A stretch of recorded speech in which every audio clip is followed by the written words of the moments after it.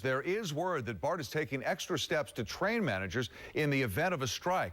It's a story we reported last night on the 10 o'clock news. Bart has trucked cars up to Mare Island in order to train some of its managers to operate them. KTVU's Tom Vakar has been looking into that and just how realistic this training plan is. Tom? Well, here's what the law says. The law says nobody, but nobody, drives a Bart train with passengers without first having been fully tested and certified by the California Public Utilities Commission. These Bart cars are sitting up on flatbed trailers while Bart insists familiarization training, not track training, will take place here on Vallejo's Mare Island. We have about 12 managers who are already certified, and then we can start doing some training with non-certified employees, but we can't do the real hands-on training when you're actually on the tracks until employees go on strike.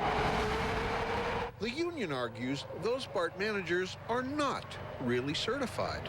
They're not certified.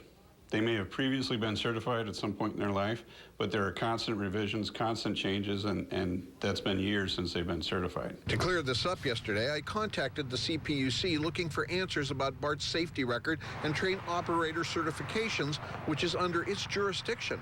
For 2 days now, the California Public Utilities Commission has been unable or unwilling to give me that information, which raises the question, is the CPUC as cozy with Bart as it once was with PG&E?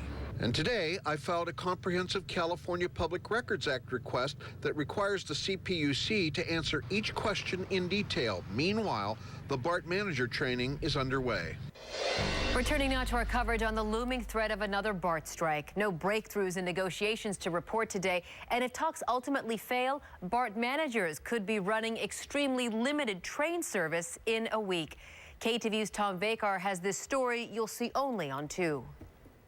Here in Vallejo, on these truck-borne Bart cars, managers are already being familiarized with train controls.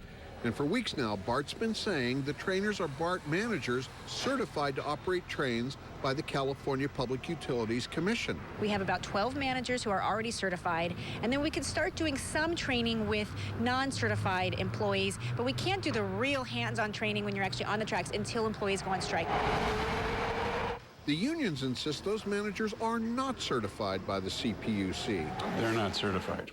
They may have previously been certified at some point in their life, but there are constant revisions, constant changes, and that's been years since they've been certified. Weeks ago, when we asked the CPUC to show us the certifications and training protocols, it would not answer. And so I filed a California Public Records Act request, which forces them to answer.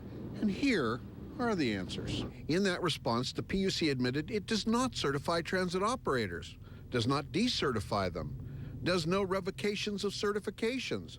The CPUC says it has no records of who's certified, who has been revoked or decertified. It says all it does is oversee those processes. The CPUC says it's up to Bart to ensure that all operators are properly trained and certified. In fact, the CPUC doesn't even have a copy of the Bart training manual. Bottom line, Bart trains and certifies all operators, union or management. If someone doesn't meet the safety standards at 100% level, they're not certified.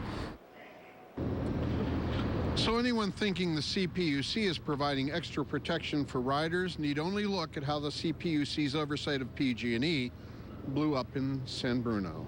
Tom Vakar, KTVU, Channel 2 News.